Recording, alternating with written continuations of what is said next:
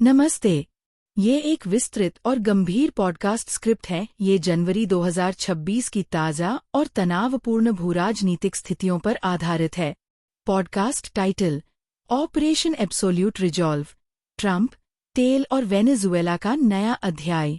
नमस्कार दोस्तों, global insights के आज के इस बेहद खास एपिसोड में आपका स्वागत है।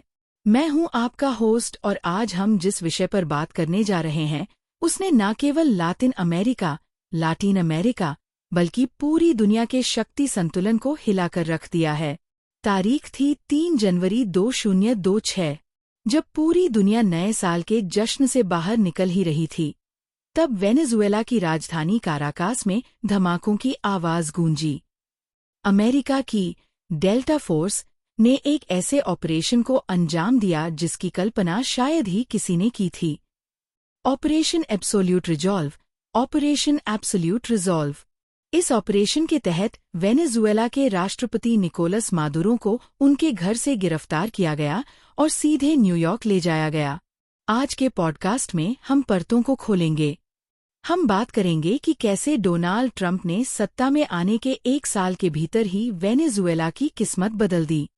क्या यह लोकतंत्र की जीत है या यह दुनिया के सबसे बड़े तेल भंडार पर कब्जे की एक सोची समझी जंग है? चलिए शुरू करते हैं। सेक्शन 1: उस रात की पूरी कहानी, द रेड। गंभीर स्वर में, दोस्तों, कल्पना कीजिए, आधी रात का वक्त है। काराकास की आसमान में अमेरिकी फाइटर जेट और ड्रोन गूंज रहे हैं। ट्रंप प्रशासन ने इसे सिर्फ एक सैन्य हमला नहीं, बल्कि एक लॉ एनफोर्समेंट एक्शन यानी कानून प्रवर्तन की कार्रवाई बताया। व्हाइट हाउस का कहना है कि निकोलस मादुरो कोई राष्ट्रपति नहीं, बल्कि एक नार्को टेररिस्ट हैं जो अमेरिका में ड्रग्स तस्करी कर रहे थे। लेकिन क्या वाकई सिर्फ ड्रग्स ही वजह थी? ऑपरेशन इतना सटीक था कि कुछ ही घंटों में मादुरो और उनकी पत्नी सिलिया फ्लोरेस को हिरासत में ले लिया गया। वेनेजुएला की सेना, जो सालों से मादुरो के साथ खड़ी थी, उस रात बिखर गई। 23 वेनेजुएलाई सैनिक मारे गए और रिपोर्ट तो ये भी है कि वहां मौजूद 32 क्यूबाई खुफिया अधिकारी भी इस हमले की चपेट में आए। ट्रंप ने अगले ही दिन ट्रूथ सोशल पर पोस्ट किया, वेनेजुएला अब आज़ाद है और हम इसे फिर से महान बनाएंगे। सेक्शन 2: ट्रंप की तेल कूटनीति, द ऑयल फैक्टर। अब आते हैं उस असली मुद्दे पर जिसके बारे में दबी जुबान में हर कोई बात कर रहा है: कच्चा तेल, क्रूड ऑयल। वेनेजुएला के पास दुनिया का सबसे बड़ा प्रमाणित तेल भंडार है, करीब 300 बिलियन बैरल। लेकिन पिछले 2 दशकों में कुप्रबंधन और भ्रष्टाचार की वजह से यहाँ का तेल उत्पादन 35 लाख बैरल से गिरकर महज 8 लाख बैरल पर आ गया था। 9 जनवरी 2026 को ट्रंप ने व्हाइट हाउस में दुनिया की दिग्गज तेल कंपनियों के CEOs के साथ एक मीटिंग की। इसमें एक्सॉन, चेवरॉन और शेल जैसी कंपनियों के मुखिया शामिल थे।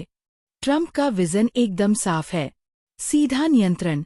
ट्रंप चाहते हैं कि वेनेजुएला का तेल अब सीधे अमेरिकी कंपनियों की निगरानी में निकले। चीन रूस को बाहर करना। वेनेजुएला पर चीन का करीब 10 से 12 बिलियन डॉलर का कर्ज है। ट्रंप की शर्त है कि वेनेजुएला को चीन, रूस और ईरान से सारे नाते तोड़ने होंगे, सिर्फ अमेरिकी सामान। ट्रंप ने एक नया फरमान जारी किया है कि तेल बेचकर जो पैसा वेनेजुएला कमाएगा, उससे उसे सिर्फ मेड इन अमेरिका सामान खरीदना होगा, चाहे वो दवाइयाँ हों या खेती के उपकरण। लेकिन यहाँ एक ट्विस्ट है। एक्सॉनमोबिल के CEO डैरेन वुड्स ने साफ कहा कि वेनेजुएला फिलहाल अनइन्वेस्टेबल, निवेश के लायक नहीं है। वहां का इंफ्रास्ट्रक्चर इतना बर्बाद हो चुका है कि उसे ठीक करने में अरबों डॉलर और कई साल लगेंगे। सेक्शन 3: भारत और चीन के लिए नई चुनौतियां।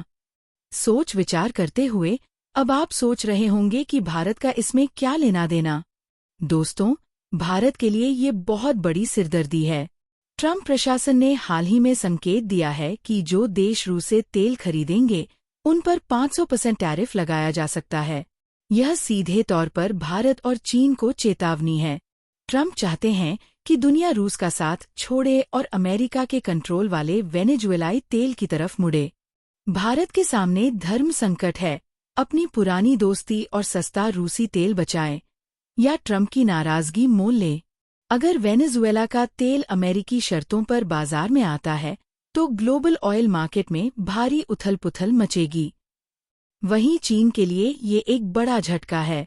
वेनेजुएला चीन का एक मजबूत गढ़ था, अब अमेरिका ने उसे अपने पाले में खींच लिया है।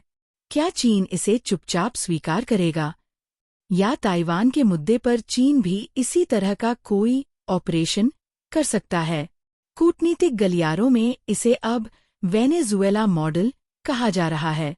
सेक्शन 4, क्या यह एक नया इराक बनेगा? The human cost. वेनेजुएला की अंतरिम राष्ट्रपति अब डेल्सी रोड्रिगेज हैं। ट्रंप का कहना है कि वेनेजुएला के साथ मिलकर काम हो रहा है, इसलिए उन्होंने सेकंड वेव हमलों की दूसरी लहर को फिलहाल टाल दिया है। लेकिन क्या वाकई वहां शांति है? मानवाधिकार संगठन वोला और कई लैटिन अमेरिकी देश इस हमले को अंतर्राष्ट्रीय कानून का उल्लंघन बता रहे हैं। वेनेजुएला के भीतर आम नागरिक डरे हुए हैं, बिजली ग्रिड फेल हो रहे हैं, लोग बुनियादी चीजों के लिए तरस रहे हैं। ट्रंप का कहना है कि वो वेनेजुएला को चलाएंगे, रन द कंट्री। पर सवाल यह है कि कितने समय तक? इराक और अफगानिस्तान का इतिहास हमें बताता है कि घुसना आसान है पर निकलना बहुत मुश्किल।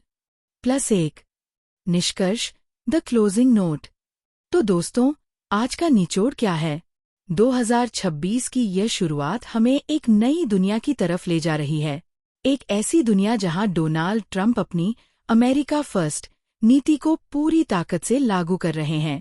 वेनेजुएला का संकट सिर्फ एक सत्ता परिवर्तन नहीं है, बल्कि है संसाधनों की एक नई जंग है।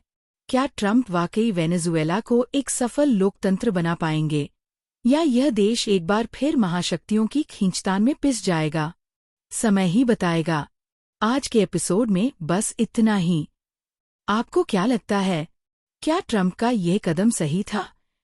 मुझे कमेंट्स या सोशल मीडिया पर जरूर बताएं। अगला कदम, अगर आप चाहते हैं कि मैं वेनेजुएला के तेल संकट का भारत की अर्थव्यवस्था पर पड़ने वाले असर पर एक विस्तृत डेटा रिपोर्ट बनाऊं, तो मुझे जरूर बताएं। सुनने के लिए बहुत बहुत धन्यवाद। मैं था आपके साथ आपका नाम। सुरक्षित रहें और जागरूक रहें। जय हिंद।